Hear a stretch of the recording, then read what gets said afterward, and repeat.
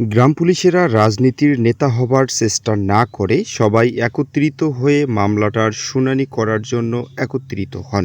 তা না হলে আগামী ১০ বছরেও জাতীয়করণের মুখ দেখবে না গ্রাম পুলিশ বাহিনীরা।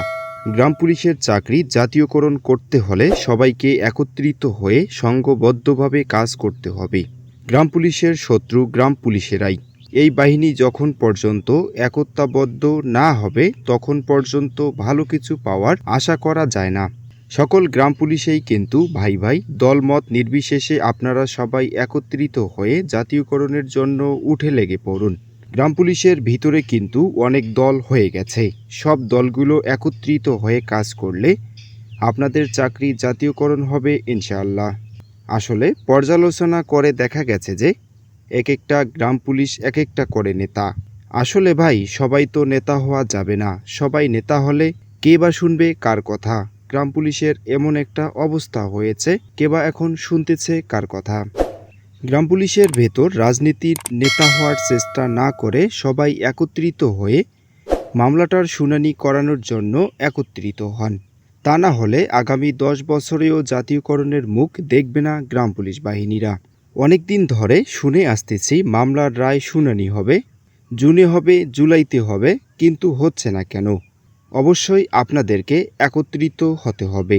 গ্রাম পুলিশের জাতীয় বেতন স্কেল ২০তম গ্রেড এবং দফাদারের ১৯তম গ্রেডে বেতন নির্ধারণ করতে বাংলাদেশের দায়িত্বরত ৪৭,০০০ গ্রাম পুলিশের চাকরি জাতীয়করণের হাইকোর্টের দেওয়া রায় স্থগিত করেছিলেন আপিল বিভাগ। পাশাপাশি ওই রায়ের বিরুদ্ধে রাষ্ট্রপক্ষের করা আপিলের আবেদন মঞ্জুর করা হয়েছে।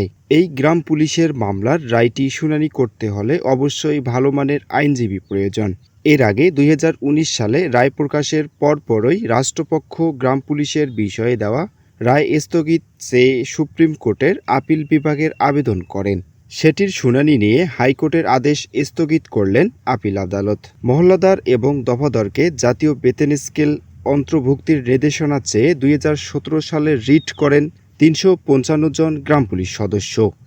ওই রিটের শুনানি শেষে গ্রাম পুলিশের মধ্যে দফাদার পদধারীদের বেতন ভাতা ও সুযোগ সুবিধা ২০০৯ সালে ঘোষিত জাতীয় বেতন স্কেলের বর্তমান জাতীয় বেতন স্কেল ২০১৫, ১৯তম গ্রেড এবং মহল্লাদারের ২০তম গ্রেডে দেওয়ার নির্দেশ দিয়েছিলেন হাইকোর্ট। ২০১৯ সালের ১৫ ও ১৭ ডিসেম্বর হাইকোর্টের বিচারপতি মোহাম্মদ আশরাফুল কামাল ও বিচারপতি রাজিক আল জলিলের সমন্বয়ে গঠিত বেঞ্চ এই রায় ঘোষণা করেছিলেন। দেশের বিভিন্ন ইউনিয়ন পরিষদে দায়িত্বরত ৩৫৫ জন গ্রাম পুলিশের করা এক রিট আবেদনে জারি করা রুলের ওপর চূড়ান্ত শুনানি শেষে এমন রায় দেয় আদালত, যার লিখিত কপি পূর্ণাঙ্গ রায় পরে ২০২০ সালের জুলাই মাসে সুপ্রিম কোর্টের নিজস্ব ওয়েবসাইটে প্রকাশ করা হয় বলে জানান রিটকারীদের আইনজীবী ব্যারিস্টার হুমায়ুন কবির পল্লব। ১৮ পৃষ্ঠার ওই পূর্ণাঙ্গ রায়ে গ্রাম পুলিশের ২০১১ সালের ২ জন থেকে সুবিধা দিতে বলা হয়েছে। সেই রায়ে ২০১১ সালের ২ জনের পর স্থানীয় সরকার কর্মচারী চাকরি বিধিমালা ২০১১ বহির্ভূতভাবে গ্রাম পুলিশ পদে যে কোনো নিয়োগ অবৈধ ও বাতিল হবে বলে উল্লেখ করা হয়। হাইকোর্টের রায়টি বাস্তবায়ন করে ২০২০ সালের মার্চে আদালতে প্রতিবেদন দিতে বলা হয়। তবে সে রায়ের বিরুদ্ধে রাষ্ট্রপক্ষ লিভ টু আপিলের অনুমতি চেয়ে আবেদন করে। সরকার ও গ্রাম পুলিশের আলোচনার প্রেক্ষিতে ২০০৮ সালের ৯ জুলাই স্থানীয় সরকার বিভাগ গ্রাম পুলিশ তথা দফাদার ও মহল্লাদারদের চতুর্থ শ্রেণীর কর্মচারীর সম স্কেল প্রদানের সিদ্ধান্ত গ্রহণ করে। ওই বছরের আগস্ট মাসে স্থানীয় সরকার বিভাগ প্রয়োজনীয় ব্যবস্থা গ্রহণের জন্য সংশ্লিষ্ট সব কাগজাদি অর্থ বিভাগের সচিব বরাবর পাঠান। পরবর্তীতে স্থানীয় সরকার বিভাগ সব মহল্লাদার ও দফাদারকে ইউনিয়ন পরিষদের কর্মচারী গণ্য করে তাদের নিয়োগ ও পদোন্নতি, পদবি এবং বেতন ভাতা জাতীয় বেতন স্কেল ২০০৯ এর আলোকে নির্ধারণ করে। ২০১১ সালের ২ জন একটি বিধিমালা জারি করে। এ প্রসঙ্গে হাইকোর্টে রায়ে বলেছিলেন, স্থানীয় সরকার ইউনিয়ন পরিষদ কর্মচারী চাকরি বিধিমালা ২০১১ জারির মধ্য দিয়ে সব মহল্লাদার ও দফাদাররা ইউনিয়ন পরিষদের কর্মচারী হিসাবে গণ্য হয়ে জাতীয় বেতন স্কেলের আওতাভুক্ত হবেন। কিন্তু ওই বিধিমালা কার্যকর না করে ৪ বছর পর গ্রাম পুলিশ বাহিনীর গঠন ও চাকরির শর্তাবলী বিষয়ে আরেকটি বিধিমালা জারি করা হয়। এই বিধিমালাটি কেন জারি করা হয়েছিল তা আদালতের কাছে বোধগম্য নয় বলে রায় উল্লেখ করা হয়েছে। হাইকোর্টে বলেছেন ২০১১ সালের বিধিমালা কার্যকর না করে ২০১৫ সালের নতুন এই বিধিমালা প্রণয়ন বেআইনি ও এখতিয়ার বহির্ভূত। হাইকোর্টের পর্যবেক্ষণে বলা হয়েছে, রাষ্ট্র নিজের আইন নিজে মেনে চলবে। রাষ্ট্র কখনো নিজের প্রণীত আইন ও বিধি ভঙ্গ করবে না। আইন সবার জন্য সমান। রাষ্ট্র ও নাগরিকের কোনো পার্থক্য নেই। আইন মোতাবেক চলা যেমনি নাগরিকের জন্য কর্তব্য, তেমনি রাষ্ট্রের জন্যও তা সমভাবে প্রযোজ্য।